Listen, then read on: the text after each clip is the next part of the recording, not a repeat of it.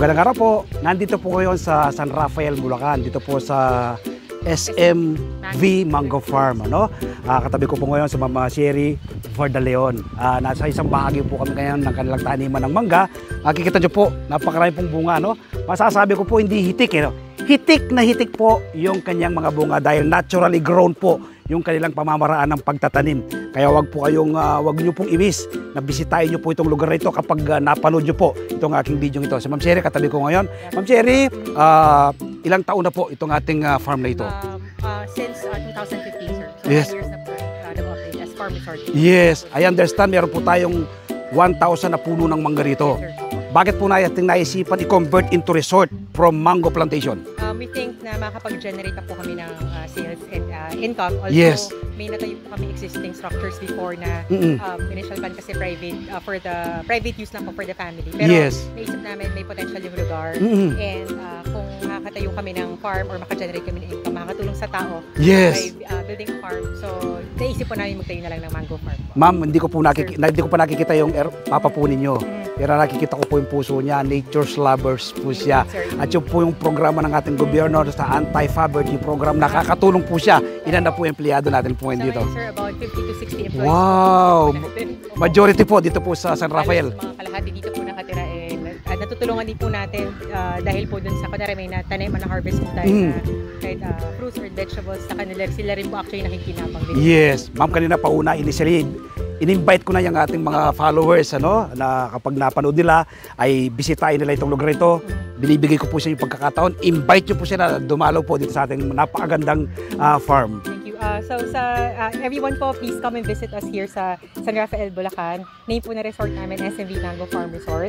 So para ma-experience nyo po yung maka-enjoy sa mga pools namin, also sa nature, sa province life po. Makaka-enjoy po tayo. Naku, ano pong Facebook page natin at baka meron po kayong contact number na pwedeng tawagan po nila, Ma'am She? Okay, so facebook.com/SMV Mango Farm Resort. Tapos pwede po kami tawagan sa 0922-815-9686. Naku, ako na po yung nagsasabi.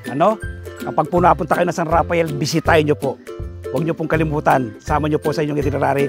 Ito pong SMV Mango Farm, San Rafael, Bulacan. So, Je, mamimitas pa ako, kukunin ko itong para makatulong na rin ako kay Ma'am She sa mga tao niya. Bawas na rin ang Eto, ganito lang pamimitas nito. Yeah, ito po. Ma'am She, kapag ganito po itsura, pwede nang i-harvest, Yan. Ano pong tawag dito, Ma'am She? Maniba lang. Ibig sabihin po, na siya, ready to harvest. Ito pa. Ito. Mababa lang siya, Yan. Yun. Ang nakikita ko, Ma'am She, ito. Ito pa, kapag in-harvest mo siya, hindi po mahuhulog. Makikita nyo po, safe po yung kanilang mangga. Hindi po siya babagsak o madudumian pa. Tsaka ang gaganda po nila ng kanyang mga balat. Yung mga fruit fly po, naiiwasan dahil una po, nung mga maliliit pa yung mga bunga ng mangga, binabalot po nila ng dyaryo. So binabalot po ng dyaryo. Kapag ready to harvest, natatanggal na po yung dyaryo, ayan na po yung itsura nila. Ito po yung nabibili natin sa Maynila na napakatamis na mangga.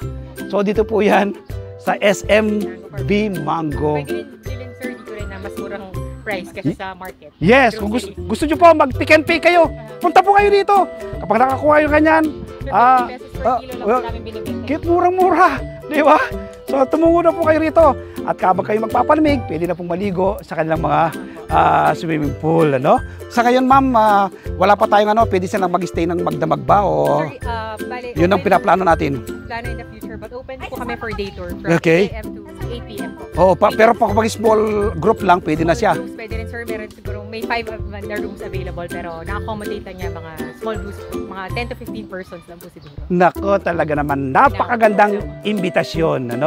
Ito pong pamilyang Vardaleon, down to earth po. Yung pong pagtanggap po nila sa amin, ako napakainit po ng pagtanggap nila sa amin. Yung grupo po ng Masaganang Buhay, talagang nung magsabi kaming mag-shoot kami rito, ayan, yung director po namin. So, invite ko pa rin po kayo, sa mga darating na araw ng linggo. More or less, May Ma'am Shai? May 18? May 19 po.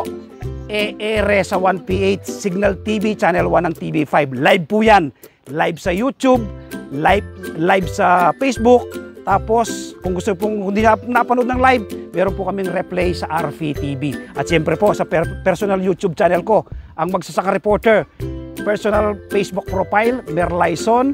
Facebook page, ang Magsasaka Reporter, Region TV host. Mapapanood nyo po yung interview ko kay Ma'am Xie. Salamat po. Happy farming and God bless.